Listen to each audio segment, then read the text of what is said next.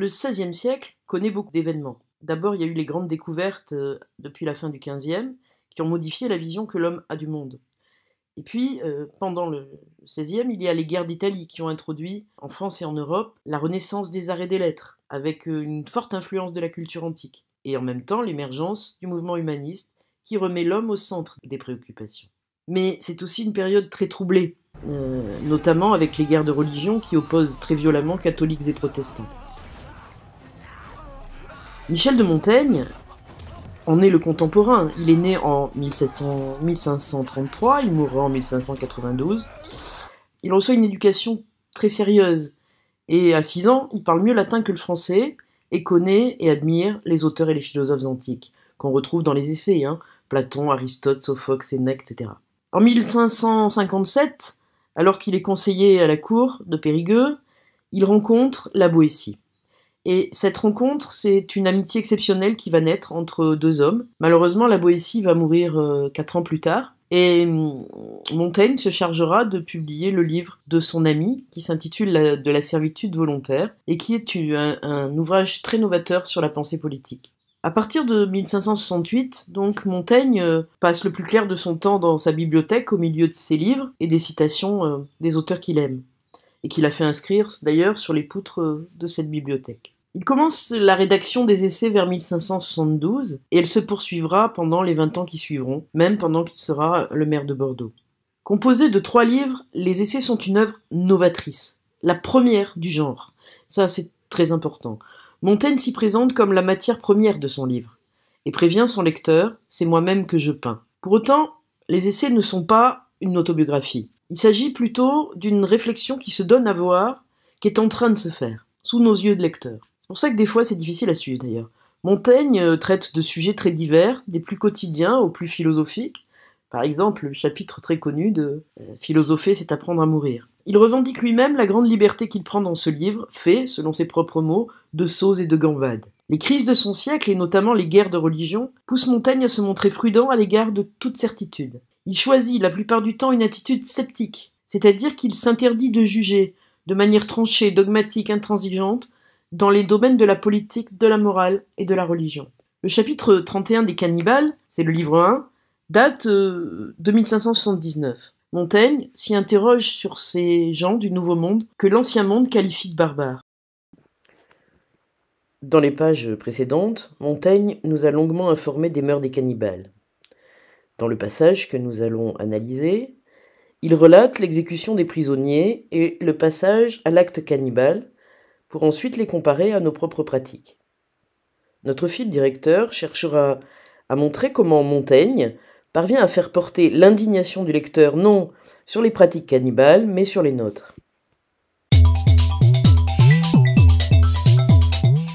Le premier est une comparaison entre les méthodes d'exécution des cannibales et celles des Portugais. Le second mouvement est marqué par le fait que la comparaison permet d'induire une remise en question des valeurs des sociétés européennes et permet donc de déplacer la cruauté sur la barbarie des colonisateurs. Après avoir longtemps bien traité leurs prisonniers, et de toutes les commodités dont ils se peuvent aviser, celui qui en est le maître fait une grande assemblée de ses connaissants.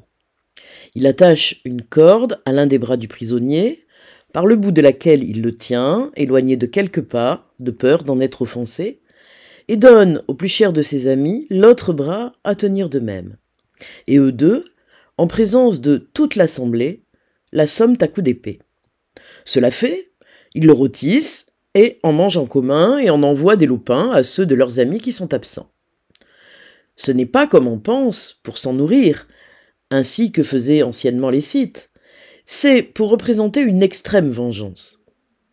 Et qu'il soit ainsi, ayant aperçu que les Portugais qui s'étaient ralliés à leurs adversaires usaient d'une autre sorte de mort contre eux, quand ils les prenaient, qui était de les enterrer jusqu'à la ceinture et tirer au demeurant du corps force coups de trait, et les pendre après.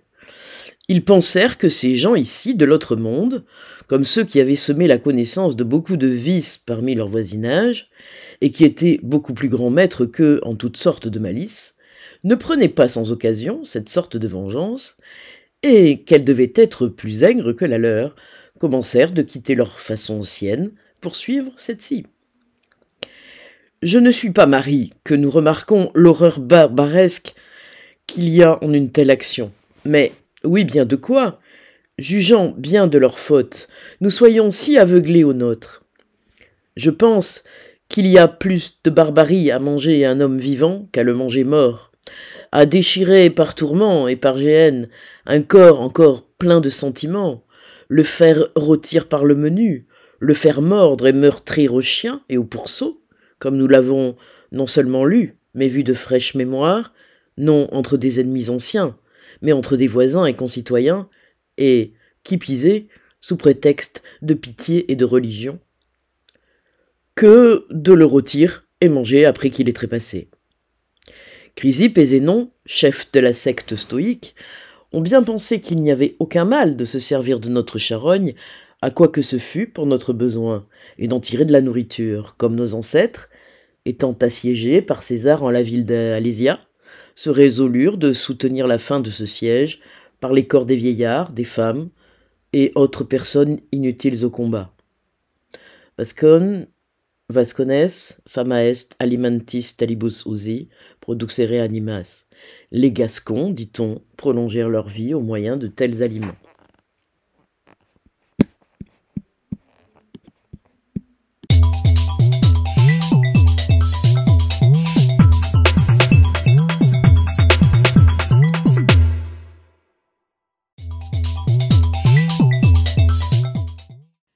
Après avoir longtemps bien traité leurs prisonniers, et de toutes les commodités dont ils se peuvent aviser. Donc en fait, je vais prendre l'ensemble de la phrase ici.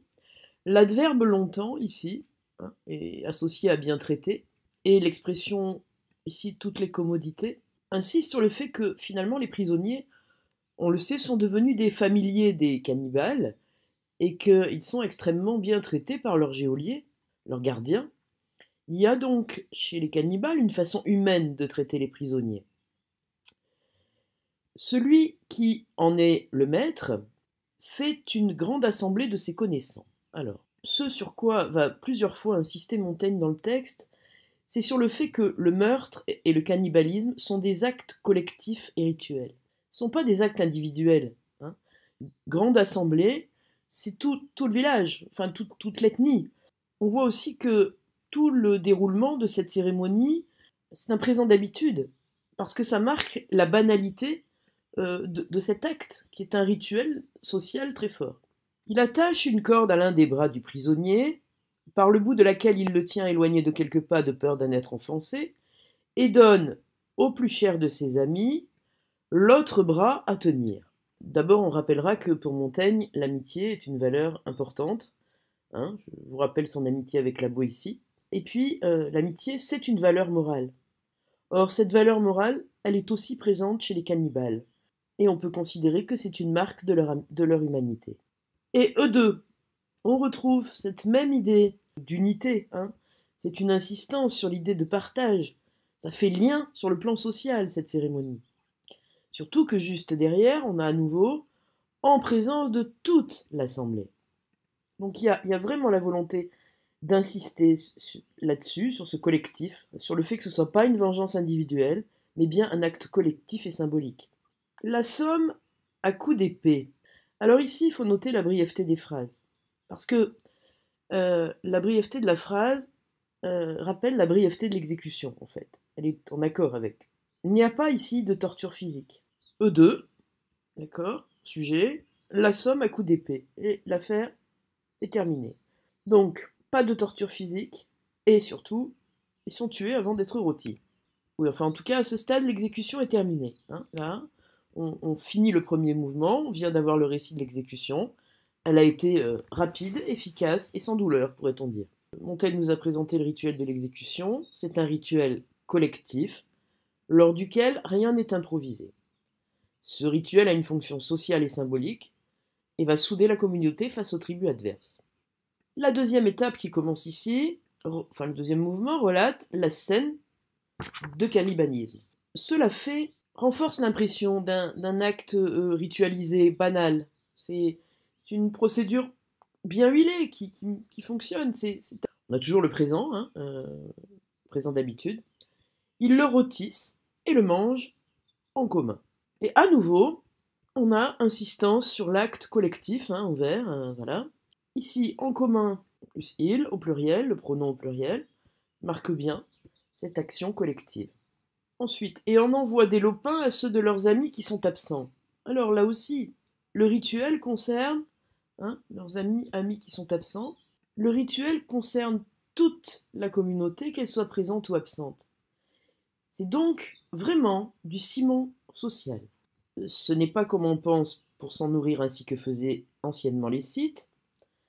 On peut dire que là, en fait, ce que Montaigne fait, c'est qu'il vient s'opposer à la doxa, à l'idée commune, hein, de barbarie associée au cannibalisme, qui consisterait simplement à manger d'autres humains.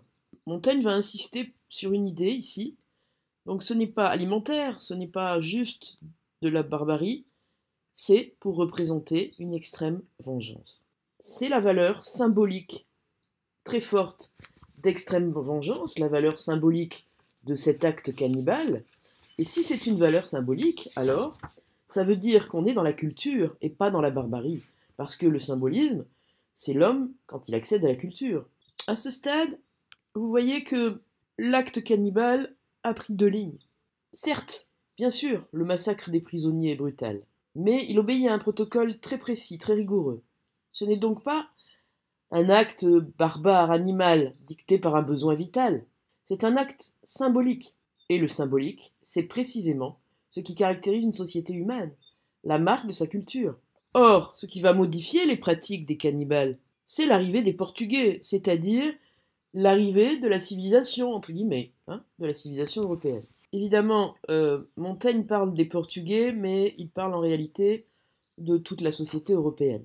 Alors, qui s'étaient ralliés à leurs adversaires, usaient d'une autre sorte de mort contre eux quand ils les prenaient. Montaigne, ici, explique comment les Portugais traitent leurs prisonniers, hein, dans le passage qui suit. Le passage, vous remarquerez, n'est plus au présent, quand ils les prenaient. Il a l'imparfait, et ici, par ce changement de temps, on voit bien que c'est pas un rituel. Ce sont des actes individuels, déjà, des vengeances d'un individu sur un autre ou d'un groupe sur un autre, mais ça n'a plus rien de rituel. En ce qui concerne les pratiques portugaises, on a une belle énumération de tortures, parce que c'est par étapes, de les enterrer jusqu'à la ceinture. Ça, c'est la première chose. Ensuite, tirer au demeurant du corps force coup de trait, c'est-à-dire qu'une fois qu'ils sont enterrés à moitié, on leur tire des flèches dans le corps, et puis comme ça suffit pas, ensuite, on les pend. Vous vous souvenez, alors, déjà, vous vous souvenez que chez les cannibales, la mort était donnée d'un coup. La somme à coup d'épée, hein, ça prenait une petite proposition. Donc, ici, c'est une longue phrase, une énumération en fait, des propositions infinitives qui se succèdent, enterrer, tirer, pendre. Cette longueur de la phrase décrit le long processus d'assassinat des prisonniers. En plus, on a ce qu'on appelle une police indette, c'est-à-dire qu'on utilise et ici, alors que c'est pas nécessaire. Hein, voilà. Il y a une insistance là par l'utilisation de et pour lier les propositions qui renforcent l'impression d'une accumulation de souffrance inutile et de barbarie. Et puis on a ce magnifique préposition de temps après qui montre la cruauté de ce processus d'exécution. Ils ont été enterrés, ils ont été clafis de flèches, et maintenant on les pend. Le lecteur européen commence à comprendre que peut-être la barbarie n'est pas du côté qu'on pense. Ils pensèrent que ces gens ici de l'autre monde, comme ceux qui avaient semé la connaissance de beaucoup de vices parmi leur voisinage, alors là on va aller jusqu'à la leur à peu près, et on repère bien sûr un vocabulaire vice, plus grand maître qu'eux, en malice, qu'apportent finalement les Portugais, enfin les Européens, hein, les gens de l'autre monde. Les gens de l'autre monde, ce sont les Européens, donc nous aussi. D'accord. Qu'apporte-t-il à ces cannibales? Eh bien, la connaissance de vice et de malice. Plus aigre, c'est-à-dire qu'ils apportent la connaissance de la torture, en fait. Tous ces termes qui qualifient l'attitude des Portugais sont des termes qui appartiennent au registre moral négatif. Donc, effet sur les cannibales, commencèrent de quitter leur façon ancienne pour suivre cette-ci. Au final, c'est donc bien la rencontre avec les Portugais qui va dénaturer, les Portugais qui sont en théorie la pseudo-civilisation, qui va dénaturer les cannibales, qui va les rendre bien plus barbares qu'ils ne l'étaient à l'origine. Montaigne, ici, marque donc l'influence néfaste du monde européen sur ces contrées qui étaient présentées tout à l'heure comme idylliques. Dans les cannibales, dans l'essai, on voit bien que c'est un pays et des gens qui finalement sont bien moins barbares que nous. En fait, ce que les Européens ont apporté aux cannibales, c'est l'immoralité. Après avoir exposé les mœurs des cannibales, puis celles des Européens, Montaigne va poursuivre son parallèle. Je ne suis pas Marie. D'abord, on retrouve le jeu de l'auteur, on le retrouvera aussi en dessous. Je ne suis pas Marie que nous remarquons l'horreur barbaresque qu'il y a en cette action. Donc ici, ce que Montaigne va faire, c'est utiliser un raisonnement par concession. D'abord, il va reconnaître que les actes cannibales sont abominables. C'est l'horreur barbaresque. Ils font preuve de cruauté. Et ainsi se concéder le public, les contemporains. Il reste crédible. Il ne dit pas que les cannibales sont des êtres parfaits. Il reconnaît l'horreur de leur action. Mais, très vite, ici, il y a le mais, l'opposition. Il va mettre en avant notre incapacité à nous remettre en cause.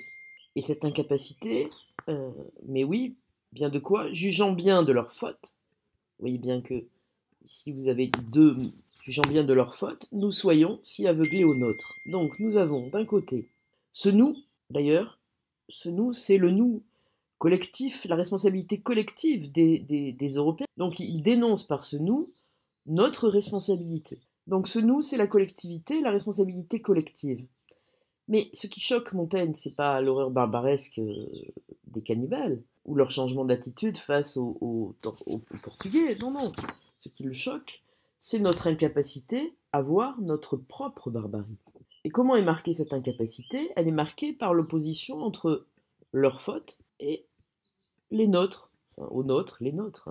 Et puis par les mots jugeant, parce que nous sommes là, nous jugeons, et aveuglés. On juge, mais aveugle. On juge sans être capable nous-mêmes de nous remettre en cause. Évidemment, cette comparaison entre les barbares et nous n'est absolument pas à notre avantage.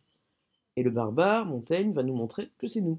Le je pense ici peut être considéré comme une façon de s'adresser assez amicale, comme un confident. Il nous fait entrer dans sa pensée. Il ne faut pas oublier qu'on est dans les essais et que donc c'est la matière de son livre, c'est lui-même et donc ses pensées. Je pense qu'il y a plus de barbarie à manger un homme vivant qu'à le manger mort. On va avoir dans ce paragraphe une longue série d'énumérations de monstruosités. Comparaison, plus que manger un homme vivant, le manger mort, c'est ce que font les cannibales. D'accord? Et ce sont deux termes antithétiques. Manger vivant, manger mort. Manger vivant opposé à manger mort. Manger mort, je vous rappelle, c'est le comportement des cannibales. Donc tout le monde est d'accord pour dire que manger quelqu'un de vivant, c'est pire. Ensuite, deuxième proposition de cette phrase, donc premier verbe manger, deuxième verbe à déchirer, par tourment et par géhenne, c'est-à-dire par torture, un corps encore plein de sentiments, ça rappelle le vivant de la ligne précédente, ici, et on a toute une série de termes liés évidemment au champ lexical de la torture et de la cruauté. Tourment, géhenne, mort, meurtrir. Donc, proposition suivante. Le fer retire, c'est toujours la même phrase, c'est juste une succession de propositions. Le fer retire par le menu. C'est-à-dire que là où on avait tout à l'heure une extrême rapidité, cela fait, il le rôtisse et en mange en commun. Là, on voit bien que c'est beaucoup plus long. C'est comme les tortures des Portugais tout à l'heure. Le faire retire par le menu, le faire mordre et meurtrir aux chiens et aux pourceaux, comme nous l'avons non seulement lu, mais vu. C'est ça qui est important, vu de fraîche mémoire. Parce qu'évidemment, là, Montaigne fait directement référence aux guerres de religion. Et vous savez qu'en 1572, il y a eu cette abominable nuit de la Saint-Barthélemy. Donc, c'est bien nous les Européens qui nous comportons en barbares. Alors que le cannibalisme, finalement, apparaît comme un rituel qui soude une communauté, alors que notre cruauté, elle, s'exerce entre nous, puisque c'est non entre des ennemis anciens, mais entre des voisins et concitoyens. C'est-à-dire que c'est dans le même peuple qu'on pratique cette série de monstruosités. Avec une surenchère équipisée, sous prétexte de pitié et de religion. Et là, on a bien l'accusation contre ces guerres de religion. Donc, tout ça, ce sont les activités violentes et cruelles des Européens entre eux, particulièrement ici, je pense à la France. Que de rôtir et manger après qu'il est trépassé. Et on voit que l'opposition dans la phrase est nette. Hein. Vous avez 4 propositions qui décrivent l'attitude des Européens, des Français, et une proposition qui rappelle comment ça s'est passé pour les cannibales. La structure de la phrase montre que le comportement des Européens est bien plus violent et cruel que celui des cannibales. Montaigne utilise là, dans ce passage, des termes qui touchent la sensibilité du lecteur. Hein. Un corps plein de sentiments, le faire mordre et meurtrir. Enfin, on est non pas dans l'intention de convaincre, mais de persuader, c'est-à-dire qu'on utilise les sentiments. Et le texte se clôt une nouvelle fois par une référence, un argument d'autorité, hein, qui prend chez les stoïciens, puisque Chrysippe et Zénon, les stoïciens est un grand courant, une grande école de philosophie de l'Antiquité, un modèle. Ces stoïques ont bien pensé qu'il n'y avait aucun mal de se servir de notre charogne à quoi que ce fût pour notre besoin et d'en tirer de la nourriture. Évidemment, la référence ici sert d'argument d'autorité et donne une légitimité à sa thèse. Ensuite, il va chercher son exemple un peu plus tard dans l'histoire. Hein. César, quand il assiège la ville d'Alésia, eh bien, les Gaulois vont manger les corps des vieillards, des femmes, etc. L'utilisation du possessif nos ici, hein, nos ancêtres, nous rapproche en fait des cannibales et montre que c'est une pratique qui n'est pas hors de l'humanité. Donc les cannibales ne sont pas hors de l'humanité, d'autant que eux essaient de pratiquer cet art, si l'on peut dire, de façon beaucoup moins violente que ce que nous sommes capables de faire au nom de la religion. Montaigne, donc, commence par développer le scandale que pourrait être le cannibalisme, pour en venir à condamner les traitements barbares infligés par les Portugais, qui sont bien pires, et par les Européens en général, même entre eux, et même au nom de la religion. Et avec des références que tous les contemporains de Montaigne ont. Les massacres entre catholiques et protestants, tous les lecteurs de Montaigne savent ce que c'est, ils l'ont vécu. Si bien qu'on peut penser que l'indignation des lecteurs, à la fin du texte, se reporte sur la cruauté des colonisateurs, et non plus sur les cannibales.